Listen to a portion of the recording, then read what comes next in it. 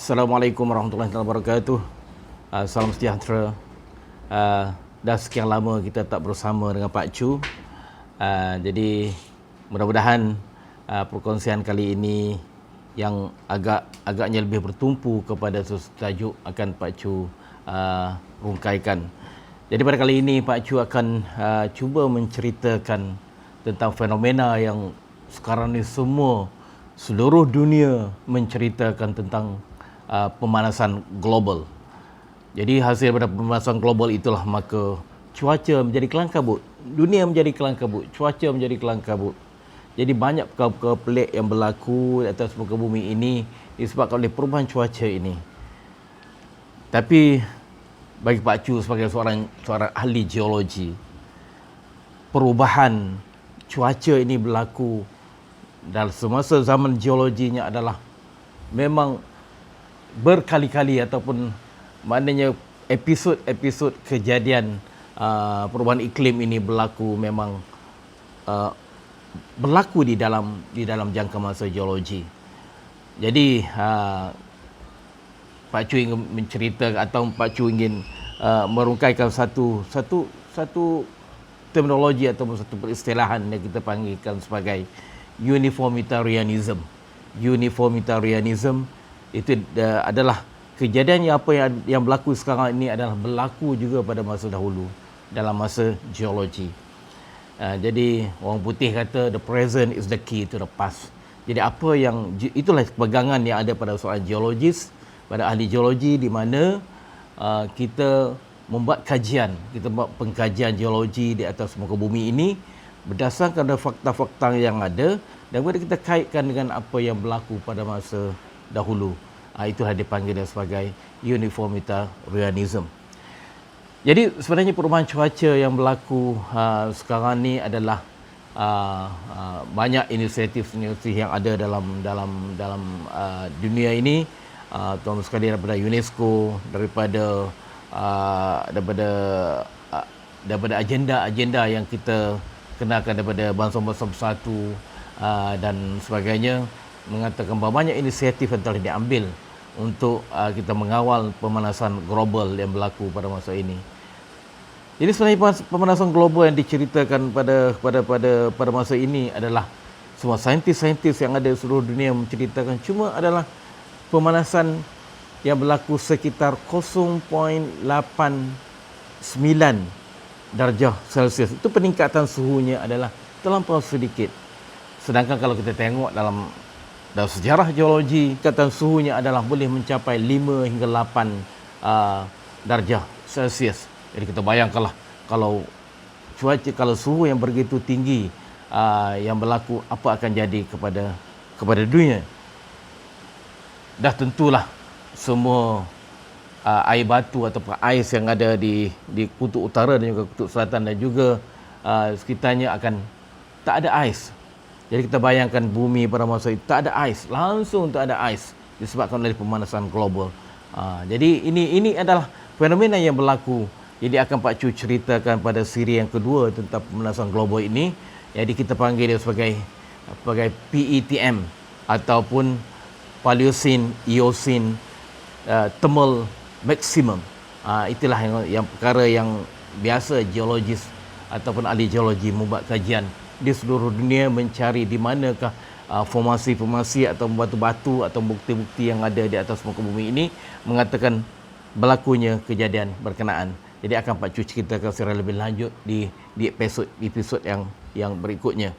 Jadi kita tengok apa yang berlaku tentang pemanasan global yang berlaku sekarang ni adalah kalau kita tengok di negara kita kalau kita tengok pada masa ini kita tahu bahawa terlampau banyak kita menerima bertambah banyak curahan hujan pada tahun 2022 dan sehinggalah sekarang ni 2023 pun masih lagi mendapat curahan hujan yang terlampau banyak. Jadi adakah ini berkaitan dengan pemanasan global? Jadi ada menyatakan bahawa ini adalah ada kaitan dengan pemanasan global yang berlaku. Dan juga kita tengok di video viral daripada Saudi Arabia sebagai contoh. Saudi Arabia mengatakan bahawa kalau dulu padang pasir yang tandus, yang penuh dengan pasir, bukit-bukit penuh dengan putih-putih gondol yang tak ada berpasir dan sebagainya, sekarang ini dilitupi oleh rumput rampai dan juga pokok-pokok hijau, disebabkan oleh berlakunya banyak berlaku curahan hujan di Saudi Arabia kenaan. Jadi hasil daripada situlah maka ini adalah dikatakan sebagai satu fenomena yang dikaitkan juga dengan pemanasan global. Jadi apa jadi sebenarnya pemanasan global ini? Apa benda sebenarnya? Pemanasan global ini merupakan satu proses di mana bumi ini mendapat peningkatan suhu. Jadi apabila berlaku peningkatan suhu, maka akan berlakulah pencairan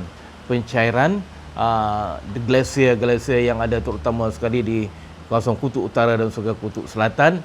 Jadi kadar pencairannya adalah agak perlahan, dan ini adalah dikaitkan dengan disebabkan oleh gas rumah hijau ataupun karbon dioksida. Jadi karbon dioksida yang dibebaskan ke angkasa raya itu dari proses-proses semula jadi dan juga daripada proses-proses manusia, itu adalah menyebabkan berlakunya proses pemanasan global ini. Jadi di dalam era dalam jangka masa geologi, sebenarnya kita tak, dalam masa-masa tu manusia pun belum ada lagi di atas muka bumi ini, berlakunya pemanasan global yang agak ekstrim. Jadi pada masa itu adalah disebabkan oleh segala-galanya, disebabkan oleh proses semula jadi, tak ada disebabkan oleh manusia. Itu sebagai contohnya, yang itu ada disebabkan oleh proses letusan gunung berapi yang berterusan, jadi menyebabkan pembebasan karbon dioksida dan juga bahan-bahan yang tidak diperlukan di angkasa raya itu berlaku. Dan juga daripada apabila letusan gunung berapi yang begitu aktif, maka akan meningkatkan kandungan karbon dioksida di angkasa raya. Jadi daripada situlah maka akan berlakulah satu pemanasan global. Jadi itu adalah merupakan satu fenomena yang biasa kita jumpa. Dan di samping itu juga kita dapati bahawa berlakunya pemanasan global ini adalah disebabkan oleh pembebasan daripada gas metan. Gas metan yang memang secara semula jadi yang berada di dalam bumi kita, di dalam kerak bumi kita, maka di bawah permukaan, maka dia akan keluar ke permukaan. Jadi itu juga penyumbang kepada pemanasan global.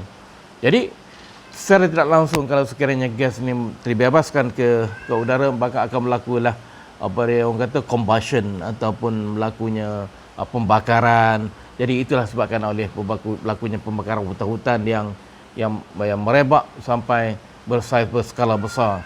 Jadi kalau sekarang ni kita tengok yang apa yang berlaku sekarang ni lah, ini adalah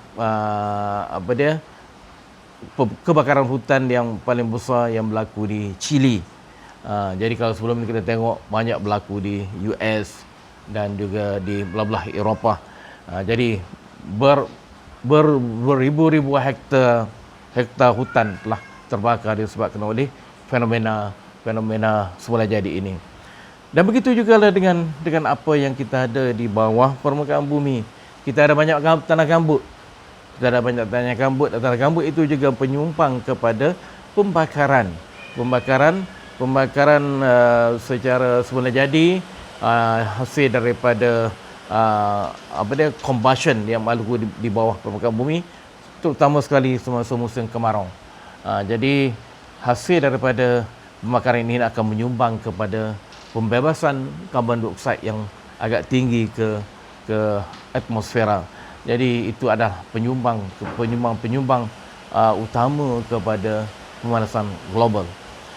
Jadi banyak inisiatif yang diambil daripada Pertubuhan Bangsa-Bangsa Bersatu dan sebagainya, yang mengatakan bahawa sesuatu negara mesti tidak membebaskan karbon dioksida ke atmosfera. Jadi kalau sekiranya kita membebaskan karbon dioksida yang agak besar, maka kita akan dapat mendapat denda daripada agensi berkenaan, atau kita bagi dia sebagai carbon credit. Jadi itulah yang sebenarnya berlaku. Kalau sekiranya benda ni berlaku secara berpanjangan, maka akan menjadilah satu kesan yang agak besar kepada kehidupan manusia. Jadi sebagai contoh, kalau semuanya ais yang ada di kedua-dua kutub itu bercair disebabkan oleh peningkatan suhu, maka akan berlakulah kenaikan paras laut. Jadi kenaikan paras laut tu akan menyebabkan satu banyaklah implikasi atau impak yang akan berlaku di seluruh dunia. Jadi sebagai contoh umpamanya tenggelamnya Bangladesh. Tenggelamnya Bangladesh.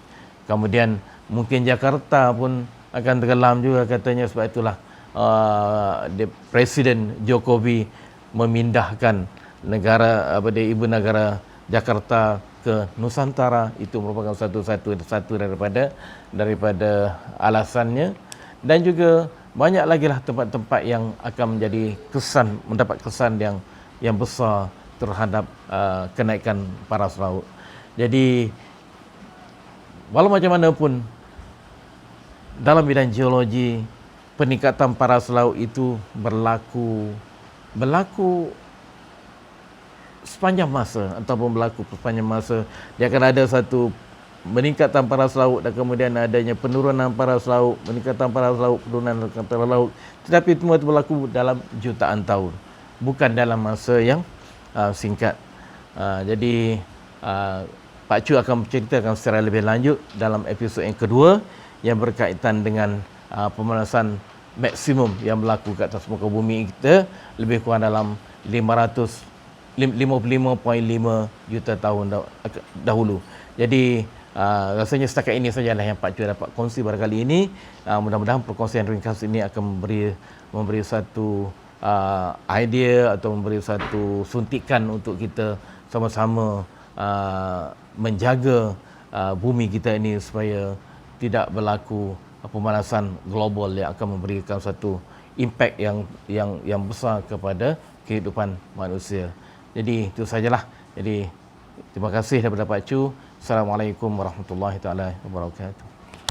Jangan lupa like, subscribe dan share video ini untuk manfaat kita semua demi memasyarakatkan geologi negara. Bye bye. Assalamualaikum.